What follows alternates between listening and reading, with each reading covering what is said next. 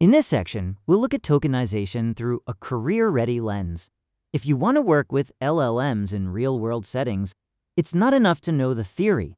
You also need practical skills, the right tools, and clear portfolio examples that show you can apply them. We'll focus on what AI engineers and LLM practitioners should understand, build, and communicate to stand out in the job market. Tokenization matters because models don't actually read words the way we do. They read tokens. Once you understand that, a lot of LLM work starts to make sense. It improves prompt design, helps you stay inside context limits, and gives you control over cost since billing is token-based. It also explains why non-English text can behave differently, and it's often the key to debugging strange production issues. Here's a quick rule of thumb for thinking about tokens. In English, one token is about 4 characters, or roughly 3/4 of a word. That means 75 words comes out to about 100 tokens. For non-English text, the token count is often higher relative to character length, so prompts can cost more and use context faster. These estimates are useful for budgeting prompts, managing API costs, and planning context windows. Tokenization isn't one operation. It's a pipeline. You normalize text, split it in pre-tokenization, run the model, and then apply post-processing. Bugs can show up at any of those stages. A lot of candidates can define BPE, but fewer can explain where real failures happen in practice, like a bad normalization choice, incorrect special token handling, or a mismatch between how the tokenizer was trained and how it's used at inference time. There are 3 major tokenization algorithms to know. Byte pair encoding, or BPE, is used in GPT-2 and GPT-4 through tick token, and it works by repeatedly merging common character pairs. WordPiece, used in BERT and other Google models, keeps a fixed vocabulary instead of merge rules, so unknown paths become an UK token.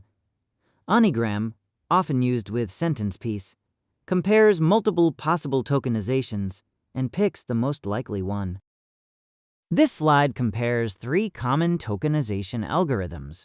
BPE, used in GPT-2 and OpenAI tooling, learns merge rules and often works at the byte level, which helps with unknown text. WordPiece, used in BERT, stores a fixed final vocabulary and typically falls back to an unknown token. Udigram, used in sentence piece and T5, is probabilistic and Unicode friendly, which makes it especially useful for multilingual text.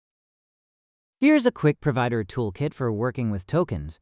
OpenAI's tick token is a fast BPE tokenizer, available as both a Python library and an interactive web tool, and it helps track input, output, cached, and reasoning tokens. Anthropic's Count API lets you estimate tokens before sending a message, which helps avoid context overruns and unexpected cost. And Hugging Face Tokenizers is extremely fast, with full pipeline access, offset mapping, batch encoding, and support for multiple algorithms. What employers are really testing here is whether you can think ahead. Can you predict how the system will behave? Estimate token usage before deployment instead of after the invoice shows up, and measure things before you ship? They also want you using official tokenization tools, not rough character count guesses, and explaining the trade-offs clearly, especially how token choices affect product quality, cost, and latency. Most tokenizer bugs don't come from obvious failures. They hide in the details. Unicode normalization, like choosing NFC versus NFKC, can change token boundaries before the model even sees the text. Special tokens are another trap. A misplaced BOS, EOS, or system token can subtly distort behavior. And if training and inference use different tokenizer settings, performance can drift fast. Even offset mapping errors can break highlighting, NFER, and span extraction. This first portfolio project is a token budget analyzer designed to make prompt planning more practical. It takes input text, counts tokens by provider, and generates a clear output report. From there, users can compare results side by side, estimate cost, and simulate different chunk sizes to see how formatting choices affect usage. Overall, it's a simple tool for understanding token consumption before sending anything to a model. This project audits how different tokenizers handle multilingual text. A key finding is that non-English content often uses more tokens per character than English, which directly impacts cost and system behavior. I compare English, Spanish, and code across tokenizers, then show how those differences shift retrieval chunk boundaries and affect prompt compression. The result is a practical view of the trade-offs you need to account for when building multilingual LLM pipelines. This project focuses on prompt caching and how prefix design affects API responses. The key idea is to put the static prefix first, with the system prompt at the top, and keep dynamic content later in the prompt. For caching to work, the shared prefix needs to be at least 1024 tokens, and it must match exactly across requests. When those conditions are met, you can get cache hits and improve efficiency. When chunking text for LLMs, characters are a poor proxy for size. The same character count can map to very different token counts across languages and models, which can break retrieval, overflow the context window, and distort cost estimates. Token-aware chunking fixes that by sizing chunks with the target model's tokenizer, giving you predictable limits, better multilingual consistency, and much more accurate forecasting. Here are 4 interview questions worth knowing cold. First, a token is usually a subword unit, not exactly a full word or a single character. Second, token counts vary by language because tokenizer vocabularies cover some languages better than others, so non-English text often gets split more. Third, BPE, wordpiece, and unigram differ in how they build vocabularies. And finally, tokenization affects both cost and quality. More tokens mean more expense and less usable context. When I evaluate candidates for this kind of work, I look for 4 things. First, can they debug truncation by tracing context overflows back to the real root cause? Second, do they estimate before deploy using token checks up front instead of waiting for incidents? Third, can they explain trade-offs in product terms? And finally, do they think across providers measuring actual behavior instead of assuming every model works the same way? Tokenization sits underneath almost everything we do with LLMs.